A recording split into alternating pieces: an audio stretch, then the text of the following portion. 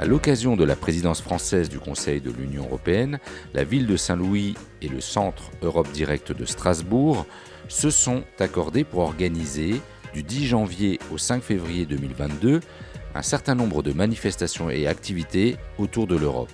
Présent durant plusieurs jours dans cette ville, du sud du Haut-Rhin à la frontière avec l'Allemagne et la Suisse, le Centre Europe Direct de Strasbourg est allé à la rencontre de différents acteurs pour découvrir avec eux comment l'Europe agit sur ce territoire et avoir leur regard et leur vision de l'avenir de l'Europe. Voilà. Attention à la fermeture des portes. Le départ est imminent. Port du TV à destination de Bâle, ce train desservira les gares de Célestin, Colmar, Mulhouse, Saint-Louis et Bâle sans terminus. Arrivé à Saint-Louis, direction la mairie, où Madame Schminiger, maire depuis mai 2020, nous présente sa ville. Donc Saint-Louis est la plus grande commune de ce canton, qui fait 21 communes. Et nous sommes en fait le canton le plus dense en population. C'est vrai que nous sommes un territoire très très attractif, du fait de la proximité, bien sûr, avec la Suisse, mais aussi l'Allemagne, dans la zone des 3 frontières. Et donc Saint-Louis est né d'une ordonnance royale de Louis XIV en 1684. Saint-Louis était un petit hameau, en fait, une douane, c'était un relais de poste, et qui a grandi avec le temps, donc déjà aux confins du royaume, avec une position tout à fait stratégique, parce qu'à la frontière, effectivement, de 2 autres pays, même si à l'époque, en 1684, je ne sais pas si le périmètre des frontières actuelles était celle que nous connaissons aujourd'hui. Mais en tout cas, voilà, nous étions quand même déjà au carrefour d'une géographie européenne, tout à fait, voilà. Et vous dire que Saint-Louis, en fait, s'est développé petit à petit. C'était une commune plutôt rurale. S'est développé, en fait, avec l'arrivée des voies de communication. Donc, tout d'abord, le train, en 1840. Et Saint-Louis a pris son essor, en fait, avec la gare de Saint-Louis, qui a vu passer, en fait, la première ligne de chemin de fer transfrontalière. Donc, c'était la ligne Strasbourg-Bâle, qui s'arrêtait, bien sûr, par la gare de Saint-Louis. Ensuite est venu l'Euro-Airport en 1946, je crois, ou 49. Aujourd'hui, Saint-Louis est la 3e ville du Haut-Rhin avec 22 700 habitants. Selon l'INSEE, la population ludovicienne aurait même augmenté de près de 800 habitants l'année dernière. Madame Schmiliger estime que c'est notamment la position géographique de cette ville au carrefour de l'Europe qui explique cette croissance démographique. Mais c'est vrai que cette ville est très attractive du fait de sa position au carrefour de l'Europe, avec toutes les voies de communication. Alors nous sommes à 2 km du Rhin, l'aéroport de Bâle-Mulhouse que nous avons évoqué, l'autoroute, la 35, et puis Saint-Louis, en fait, est une ville de passage, une ville d'accès, je dirais, en Allemagne ou en Suisse. La Suisse à côté draine quand même près de 70 000 frontaliers. Nous avons 50 000 voitures qui passent tous les jours par notre autoroute. Vous voyez, c'est plus le trafic, je dirais, sur les routes départementales. Mais c'est vrai qu'un trafic, une circulation très très dense. Et en fait, je pourrais dire que toutes les voies de communication arrivent à Saint-Louis. Toutes les routes mènent à Saint-Louis. Parce que nous sommes vraiment effectivement à la croisée des chemins. Nous avons à peu près 45% d'actifs qui travaillent soit en Suisse, soit en Allemagne. Nous avons beaucoup de communautés étrangères aussi. On vit l'Europe avec nos voisins qui habitent chez nous ou certains Français qui habitent en Allemagne. C'est vrai que en fait, il n'y a plus de frontières. On vit dans un espace de vie partagé. On vit un destin commun, en fait. Alors certes, il y a ce Rhin qui apparaît comme une frontière naturelle, mais enfin, on le passe sans aucun problème. On va faire ses courses en Allemagne. Les Allemands viennent chez nous, je ne sais pas, pour aller jouer au casino, par exemple. Mais c'est vrai que, voilà, donc une mobilité très forte. Donc toutes ces populations vivent ensemble, se croisent. On les retrouve, bien sûr, dans nos écoles. Ou aux abords des écoles, on entend parler, effectivement, je ne veux pas dire toutes les langues de l'Europe, mais presque. Nous quittons quelques instants Madame Schmiliger pour nous rendre au restaurant À l'essentiel, dont le projet a été soutenu par le programme LEADER de l'Union européenne. Bonjour. Bonjour. Je m'appelle Louis et je suis le gérant du restaurant à l'Essentiel. C'est un restaurant entreprise d'insertion, donc on embauche des salariés en situation d'insertion professionnelle et de handicap. Ça fait combien de temps que vous êtes ouvert au public? Alors le restaurant a ouvert en juin de l'année dernière, 2021. Et voilà, on a commencé d'abord en interne avec les partenaires pour se roder et pour que les salariés prennent leur marque. Et là, on est ouvert depuis juillet 2021 au public. Donc le restaurant est maintenant ouvert à tous. Et petit à petit, on a une clientèle d'habitués qui se forme, quoi. Donc moi, c'est Samuel Cuchel. Je suis le directeur général de Solicook, une entreprise inclusive, une entreprise adaptée, et également de Soliresto, sous le nom commercial à l'Essentiel, qui est un restaurant inclusif également, un restaurant solidaire qui accompagne aussi des personnes avec un handicap. La particularité de cette entreprise, c'est important de le dire aussi, c'est une jointure venture sociale. C'est-à-dire, c'est une entreprise qui est créée avec deux associés. Une entreprise dans le domaine de la restauration, la société de restauration Les Agapotes, qui est historiquement propose donc de la prestation de services pour des EHPAD, des foyers de vie pour les personnes handicapées, et une association de droit local, l'APUI Sud-Alsace.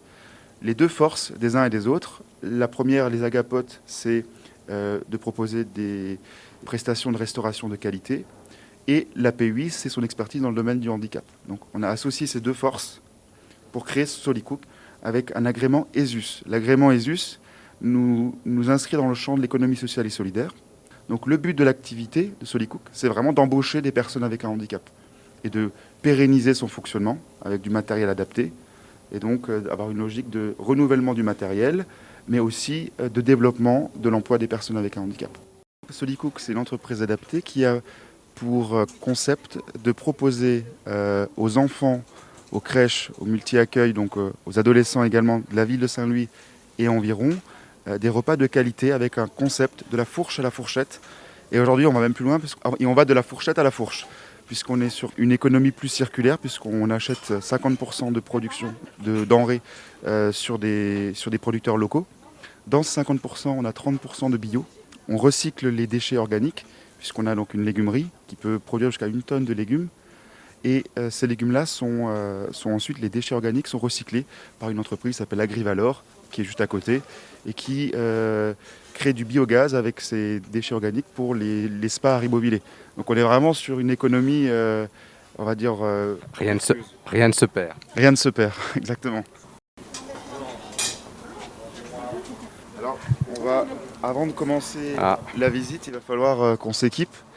Pour les questions de règles d'hygiène, on a tout un équipement, on va dire, qui respecte les normes sanitaires, puisque là, ils sont actuellement en production. Donc, Charlotte, blouse, surchaussures, des gants. Voilà, l'équipement complet. Parfait, on s'habille alors. Je vous suis. La cuisine centrale fait un peu plus de 200 mètres carrés, ce qui n'est pas très grand, mais ça a été pensé de manière assez ergonomique, assez fonctionnelle, je dirais, pour éviter de faire des trajets inutiles.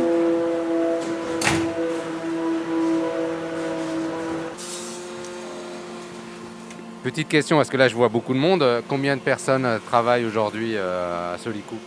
À Solicook, il y a une quinzaine de personnes qui travaillent, donc à la fois sur du CDI, je dirais principalement, mais aussi sur du CDD tremplin. CDD tremplin, c'est un accord que nous avons avec la Direct, c'est la direction du travail, qui du coup nous donne un agrément pour pouvoir embaucher des personnes, pour leur remettre le pied à l'étrier, éventuellement aussi leur apprendre un métier et ensuite les accompagner vers un emploi pérenne.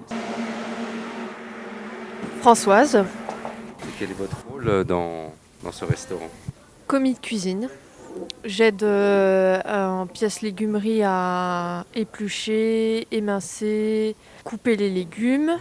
Et puis de temps en temps, je vais aussi à l'allotissement, préparer dans des bacs des yaourts, compter les clémentines aussi à dispatcher pour les goûters des enfants aussi.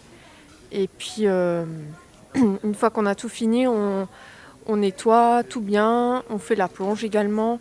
Et voilà, grosso modo. Et c'est votre première expérience dans la restauration? Alors oui et non, mais c'est la première fois que j'ai un CDD dans le domaine.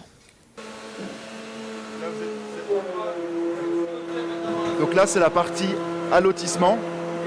Donc là, on a Arnaud qui est en train de faire un potage. Alors, je m'appelle Angli Arnaud. Je suis commis de cuisine au restaurant à l'Essentiel. Et du coup, ce que je m'occupe, c'est le dressage des entrées et des desserts au restaurant. J'aide le chef de cuisine à dresser les assiettes au chaud aussi. Et vous aussi, c'est votre première expérience en restauration? Alors non, c'est la deuxième. Ma première expérience était dans un hôtel. Comparé à l'hôtel où je travaillais avant, ici c'est pour les personnes en situation de handicap, ce qui n'était pas le cas dans un hôtel où c'était plus strict, plus rapide. Vous êtes encadré ici? C'est ça, oui. Alors Ercline Florian, seconde cuisine Solicook, et je gère le restaurant à l'Essentiel au niveau de la cuisine. C'est vous qui encadrez toutes les personnes qui y travaillent? Non, c'est le chef de cuisine. Moi je suis son second au sein de Solicook, mais par contre au niveau du restaurant à l'Essentiel, c'est moi, oui, qui gère la cuisine avec Arnaud qui est mon commis, qui m'aide. Et quelle est pour vous la particularité alors de ce type de restaurant? C'est travailler avec des personnes en situation de handicap, c'est très enrichissant au niveau personnel, c'est une expérience que j'ai connue nulle part ailleurs et je pense que c'est vraiment quelque chose qui n'est pas fait beaucoup. À Mulhouse, il y en a un, je pense qu'on est le deuxième, il me semble. Je trouve ça très sympa, voilà. C'est votre première expérience dans ce cadre? Avec des personnes en situation de handicap, oui. Ça fait longtemps que je suis cuisinier et je trouve ça vraiment très enrichissant comme expérience. Vous me direz, et l'Europe dans tout ça? Donc ce projet a été cofinancé par l'Union européenne, notamment par le Fonds européen agricole pour le développement rural. On a pu donc déposer un projet. Il y a eu une commission organisée avec des techniciens, à la fois de la communauté de communes du Sungo, mais aussi des représentants élus, je dirais, du territoire. Notre projet a eu un accueil favorable et on a pu obtenir 50 000 € pour l'investissement de la cuisine centrale. Donc ce qui a plu dans le projet, c'était l'intégration de ce projet dans l'environnement rural, la collaboration avec des agriculteurs et des producteurs locaux, la démarche également responsable avec la livraison de véhicules électriques et l'emploi de personnes avec un handicap. Et alors on a été aussi également soutenu par la région Grand Est, également sur le volet entreprise de l'économie sociale et solidaire. Et donc de ce fait, ça a permis de déposer des dossiers à la région Grand Est qui ont permis un financement également en complément de l'Europe, ce qui l'Europe vient toujours en complément. Donc le premier financement a été la région et le deuxième a été l'Europe. Même si la situation géographique à la frontière de la Suisse a ses avantages, Samuel Kuchel y voit aussi quelques difficultés. Alors nous, aujourd'hui, la présence avec la frontière, c'est plutôt une contrainte, puisque aujourd'hui, le niveau de rémunération suisse pour un cuisinier est très important par rapport à celui français. Donc aujourd'hui, l'inconvénient pour nous, c'est de garder les talents, j'ai envie de dire. C'est de garder les personnes dans l'entreprise, puisque s'ils font 5 km, ils vont en Suisse, ils gagnent 2 fois, 3 fois le salaire qu'ils pourraient gagner ici. Alors, Solicook, on a pensé les emplois du temps aussi pour pouvoir être attractif aux cuisiniers, puisqu'on travaille que du lundi au vendredi, principalement sur les horaires de journée. Donc ça, c'est quelque chose ce qui fait aussi qu'on arrive à garder notre équipe de cuisiniers, parce qu'on propose des horaires aménagés. Voilà. Madame Schmeniger note aussi que la situation sanitaire a amplifié la problématique du recrutement des personnes dans le secteur de la santé notamment. Comme nos deux voisins sont très attractifs par rapport à l'accès à l'emploi, à l'offre d'emploi, c'est vrai que nous avons quelques tensions depuis un certain temps sur le marché du travail français qui s'accentuent aujourd'hui. C'est vrai que le Covid a renforcé aussi cette difficulté-là. Et la grande difficulté aujourd'hui, c'est les métiers de la santé. Donc ce sont les métiers d'aide-soignante, les métiers d'infirmière, mais aussi de médecins, qui passent la frontière, surtout pour aller en Suisse. Et c'est vrai que nous commençons à avoir un déficit de ces professions-là sur le territoire. Et nous sommes engagés aujourd'hui avec Saint-Louis Agglomération dans une nouvelle stratégie pour faire connaître davantage notre territoire. Alors c'est vrai que nous ne sommes pas une région, un département universitaire, nous n'avons pas de faculté de médecine. Par le passé, pendant très longtemps, il y a une image qui nous collait à la peau, malheureusement, c'était de dire que Saint-Louis, c'est une ville dortoir. C'était vrai il y a 30-40 ans, mais aujourd'hui, c'est vrai que Saint-Louis profite, de nombreux équipements culturels, sportifs, et nous n'avons rien à envier, à d'autres grandes villes. Donc nous avons tout ce qu'il faut sur Saint-Louis. Dernière étape de ce petit tour d'horizon de l'Europe à Saint-Louis, nous nous dirigeons vers le centre d'innovation Holo 3, où son directeur Jean-Pierre Chambard nous attend. Bonjour. Excusez-moi pour le retard, j'ai rendez-vous avec Monsieur Chambard. Oui, je vais venir. Merci. Bonjour Monsieur Chambard. J'aurais une petite première question. Pouvez-vous nous présenter ce qu'est Holo 3 ? Donc Holo 3, c'est un centre d'innovation. C'est un maillon intermédiaire entre la recherche publique et puis l'industrie. Donc on est là pour créer de nouvelles briques de composants, de matériel qui vont être utilisés dans l'industrie et issus des laboratoires de recherche. Holo 3, c'est un labo de recherche. On sait qu'il n'y a pas d'université ici. Pourquoi vous êtes implanté à Saint-Louis ? Alors oui, Holo 3 est né dans l'Institut Saint-Louis, l'Institut franco-allemand de recherche, en 1986, donc ça date maintenant, à partir d'un laboratoire qui travaillait dans le domaine de l'holographie, d'où le nom Holo 3. Alors aujourd'hui, bien sûr, on fait quasiment plus d'holographie, on a beaucoup évolué depuis ce temps-là. Mais on est resté centré sur les technologies optiques. Tout ce qui est optique, moyen de mesure, imagerie 3D, voilà, c'est les thèmes, c'est notre spécialité. Vous prenez une ou plusieurs caméras, vous prenez des sources d'éclairage, voire un environnement lumineux particulier, comme une voûte complète, des sources d'éclairage laser ou infrarouge, enfin très variées. Et de tout ça, nous, on en fait un instrument qui, en général, est un instrument de mesure. C'est-à-dire que l'image, ce n'est pas juste une image, une photo, mais on va tirer des informations sur la géométrie de l'objet, par exemple, avoir le 3D d'une scène ou d'un objet.